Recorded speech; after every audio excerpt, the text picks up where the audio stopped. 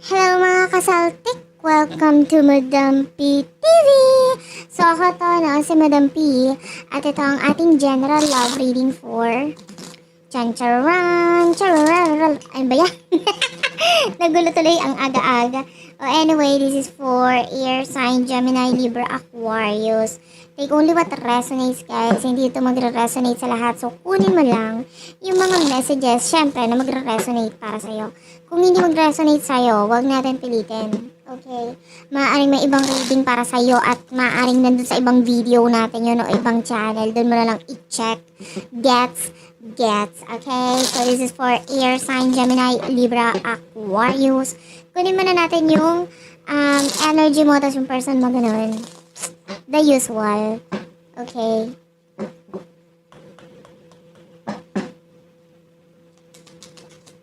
Okay, main energy mo is the Ace of Coins, Taurus, Virgo, Capricorn, Ace of Cups. Uy, ang taray, dalawang ace agad ha. At the Five of Swords, Gemini, Libra, Aquarius. Uy, ang daming new beginning nangyayari sa'yo. Bakit ganon? Bakit ikaw lang nagkakaroon ng new beginning? Yung iba sa inyo pwedeng new beginning sa love, new beginning sa money. Ang taray, may love, may money. Yung iba pwedeng both. Diba? Ang saya-saya. Doon ako sa both. But anyway, with the Five of Swords, bago mangyari lahat ng mga bagay na yan, yung mga new beginning na yan, tinanggap mo muna yung mga bagay na hindi na dapat win-work out. Like, kung kailangan na tapusin na gano'n. Ang taray mo sa part na ito, parang ikaw yung tipo ng tao na pag ayaw mo na, huwag kang makabalik-balik sa akin, gano'n. Parang, I don't know, kaya nga, mas more on ang concentration mo na rin is new love, new beginning, di ba? Kung may new person ang bagong, ang nasa isip mo ngayon. Ganun ka kataray. So anyway, sino ba itong person na kakonect mo for our air sign? Sino ba itong person na ito? For our air sign. Okay, yung person mo is the Eight of Coins, the Four of Coins, Taurus, Virgo, Capricorn energy, the Seven of Coins is here. Ay, hindi to para sa lahat pero pwedeng yung person madaming kulang sa kanya, ganun. Pwedeng literal, pwedeng sa skills, hindi pa niya masyadong alam. Ay, wala talaga siyang alam masyado.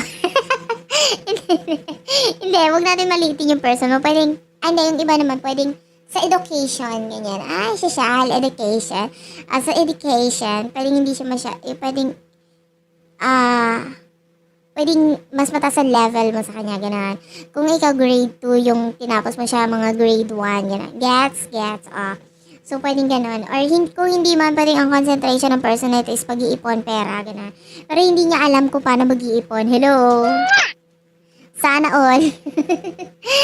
Sana naman kasi lahat, katulad mo dito na magaling ka naman. And yung person mo kasi kaiba sa'yo. Diba? Pwedeng hindi niya alam. Hindi siya magaling pagdating sa mga ganung bagay. Tapos ikaw magaling ka sa mga ganung bagay. Kaya sabihin mo sa kanya, buti nga sa'yo. Ako marunong ako mag-ipon. Ikaw hindi. May ugali talaga yung person mo na gano'n. Yung hindi siya marunong mag-ipon. Okay? Kasalanan niya, masyado siyang gastador. Diba? Akala mo, makahawak ng pera. Parang allergy sa pera. Gusto agad mawala sa kamay. Kasi nangangati yung kamay niya. Kailangan, hoy, may pera ako, kailangan ko to gastos nangangati yung kamay ko. Ang taray ng person sa part na yun. Gusto ko yung may allergy siya sa pera. Anyway. So, yun yung energy ng person mo. Gastador, babae, lalaki, etc. LGBTQIA+. Welcome. So, ano nasa isip ng person na ito? Okay, so nasa isip ng person mo na ito is... Ay, ang taray. The Empress is here. I feel like gusto niya mag-offer ng love. Kaya lang hindi sa'yo eh. With the Empress could be the person na hinahangaan niya. Hindi ikaw yun. Okay, this could be an ex para sa iba sa inyo.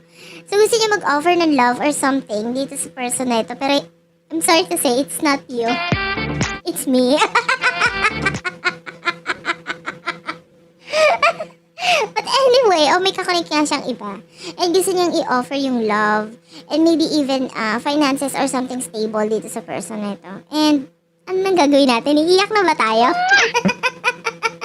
Ito na ba yung part na kailangan nagre-ready ka ng tissue? Oh, anyway. Anyway, ano bang emotion ng person na ito for you? Bakit gano'n? Sa halip na new love yung dumating sa'yo, bakit itong person ang lumabas sa reading? Alamin natin. Ay, the Strength card and the Four of Swords. Bakit yan? Wala naman siya pakialam. Gano'n.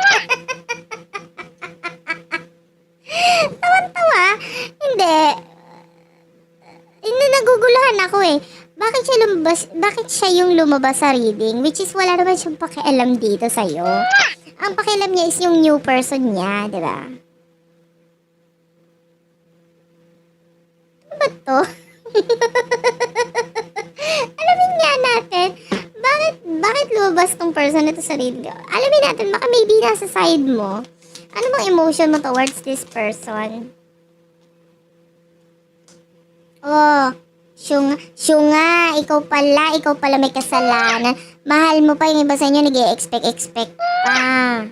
Kumbaga, ikaw yung tipo ng tao na pag magka-cut off ka, pero this time around, pwede mong baguhin yun or gusto mong baguhin. Or hindi. Basta mahal mo lang siya ganun. Yung parang, baka nang just in case magka-chance sa amin dalawa, pwede pa naman. O, diba? May ganung level kang, may energy kang ganun dito. But,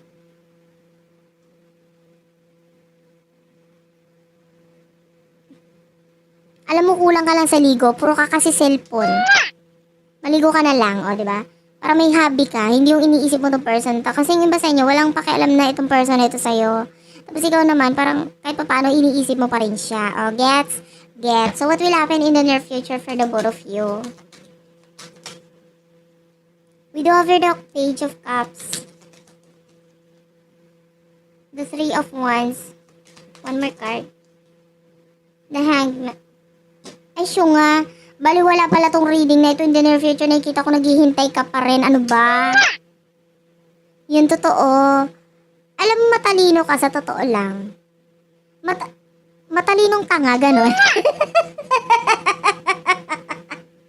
Hindi pwedeng matalino, pero medyo tanga sa pag-ibig. Kasi sa part na ito, parang hindi, nagpapaka-stuck ka pa rin dito sa abnormal na ito, na bakit ba ini-stuck mo yung sarili mo sa kanya? Stuck in a way na parang, hindi mo, may new love oh. May new love, nakikita natin concentrated ka sa new love, pero parang harot level lang, gano'n. Pwedeng may new love and new money na dumadating or nakarating na sa'yo, pero para to harot-harot lang, gano'n. Para lang masabi may kaharutan, gano'n, may love life, gano'n. Pero ang nasa isip mo pa rin is easy pass. Alam mo paano mag-move on? Ubusin mo yung tequila, gano'n. O kaya, mag-isang case ka ng Red Horse.